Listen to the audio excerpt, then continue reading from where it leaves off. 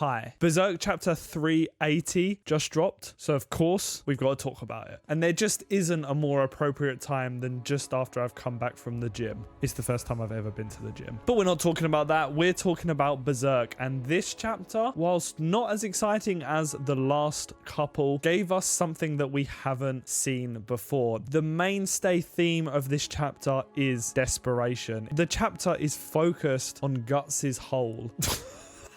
The chapter is focused on the hole that Guts has gotten himself into, and we see the impact that this is having on the other characters. Let's break it down. Starting off the chapter, we see that the Kushans, with the help of Farnese, have pushed back the troll attack. And they're in a kind of moment of celebration and relief because they have survived something they probably have never had to deal with before. And the Kushans succeeded in their battle through the support of Farnese and the other mages and wizards. And we see Dibart talking about how the Kushans do not possess this power, but this power is what could turn the tide, what could allow them to face the Falcon of Light. We see Isidro, Puck, and the Mustache Knight talking about how well the Kushans did, and Isidro pipes up and says that Guts didn't even need to be involved this time, which is a really important line in my opinion. The whole point of this arc so far has been showing how powerful the group has gotten without Guts' support. Yes, he normally is the solo carry for the team, but he's not here now, so people have had to step up, and it's allowed us to see how much they've developed and how much their power has scaled. And this perfectly aligns with what Isidro says, that they defeated the threat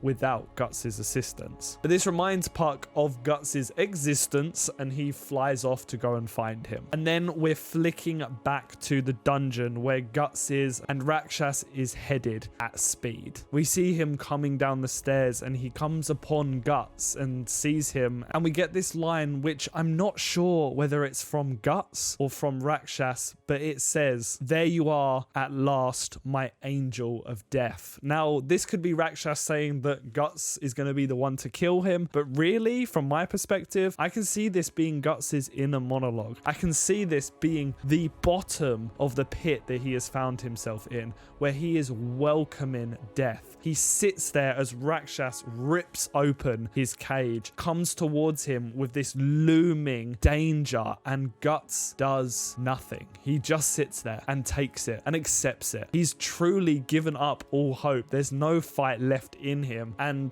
the next few chapters are going to have to show us how he is going to come out of this. And the panel with Rakshas breaking through the cage is just so great. This is probably my favorite depiction so far from the Koji Mori team of these characters, because the detail is so high, the movement of it is so high, and the threat that he poses is so high. This is a fantastic page spread and is really a testament to how good this team is getting. Guts looks upon Rakshas, closes his eyes, bows his head, and accepts his fate. But fortunately, Silat gets there first. He stabs Rakshas through the mask, seemingly killing him and saving Guts' life. Rakshas compliments Silat for killing him and then falls to the floor. Now, there's one key thing about this scene that we're going to talk about very briefly, and that's the fact that Rakshas is an apostle. And every single time we've seen an apostle die, we've seen them return to their human form. Now, Rakshas does not do this. He is just a puddle on the floor with a mask. And that, to me, is suggesting that he's not dead yet. If he is dead, this was an extremely anticlimactic ending for him. But I can just see that he's coming back and potentially could be the thing that they're going to use to help defeat Griffith. In my head, I can see this vision of Rakshas helping Guts and becoming part of the Berserker armor.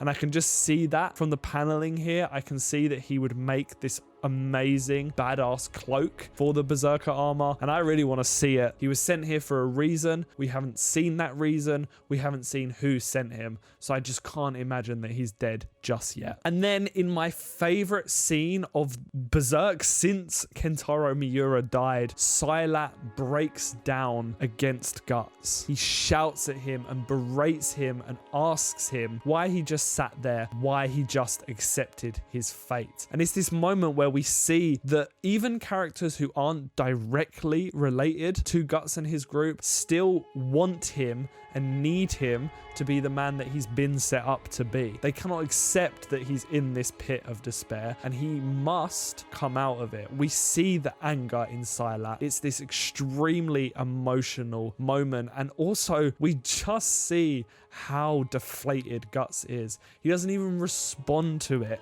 He doesn't even fight back. He just accepts Sylat berating him and just looks so downcast. It's really sad to see how bad Guts has gotten, but I understand at the point where the story is, something like this had to happen. We had to have the peak bad thing happening before the final arc, like every story has. Sylat's Bakiraka grab him and pull him away from Guts because Daiba is warning them. I still think that these characters know that Guts doesn't quite have control of the beast that's inside him, and he can be extremely dangerous. They may be understanding that he is in this pit, but they are still so wary of him, and they pull Sylat away to protect him. And he screams, "Why did you welcome death?" Because whilst I've talked about everything that the characters understand and don't understand about Guts, what they definitely do not know is what he has been through, how much he has faced, and the fact that he's probably just tired. He just can't go on. Then we get to see Rickert and Erica, who are dealing with the aftermath of the troll attack. Whilst before there was this idea of hope and this celebratory atmosphere, from their perspective, they're seeing the dark side, the other side of the conflict, because a lot of the Kushan died and they're seeing all of the bodies lined up in the street. Even though they won, as always in any battle,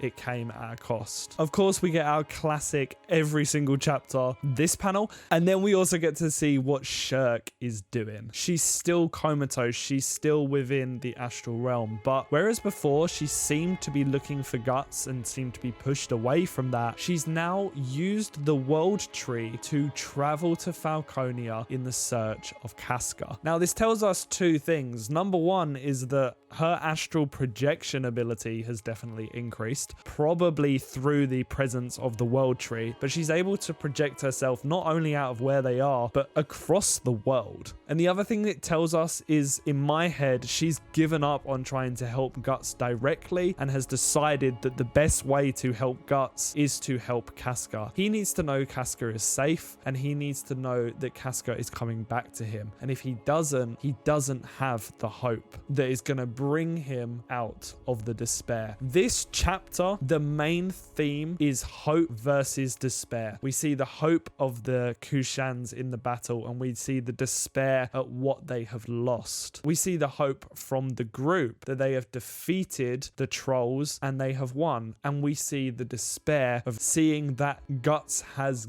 given up. And in the final understanding of these two themes, we see the loss of hope in Guts through his despair. He is devoid of emotion and he is going to be unable to fight for them, even though he acted as their hope and their saving grace every time before this. I think this chapter, whilst not the most action-packed of the last few, has really packed a thematic punch and is a fantastic showing of the writing ability of the Mori team. I absolutely loved this chapter. It's been a fantastic showing, just like all the other chapters, and I just feel like this story is getting better and better as we go along. My faith is getting more and more that we are going to see a good ending to one of the greatest stories of all time. But now it's your guys' turn. I want to hear what you thought about Berserk chapter 380 and what you think is going to happen in the next few chapters. What are we going to see next? In my opinion, I think we're going to see some glimpses of what Casca has been up to, and hopefully we're going to see why Rakshas was sent to the Kushan Empire, who sent him, and what the escalation of that is going to be. While you're down in the comments box, you can also like, subscribe, and hit that notification bell to be alerted every single time that I upload. If you want to support the channel, you can check out the links in the description to Sci-Fi, where you can buy yourself some manga comic books or fantasy sci-fi books and support the channel at the same time. Or you can check out my Patreon, where you can pay a subscription fee to get some exclusive benefits, including your name in every single one of my videos and getting to watch my videos early and ad-free. And that's the easiest way to directly support the channel if you're loving the content. And last but certainly not least, if you're not sick of seeing this face today, you can check out one of the videos on the left and right of me that have been recommended just for you. But if you're done for the day, I want to thank you for watching,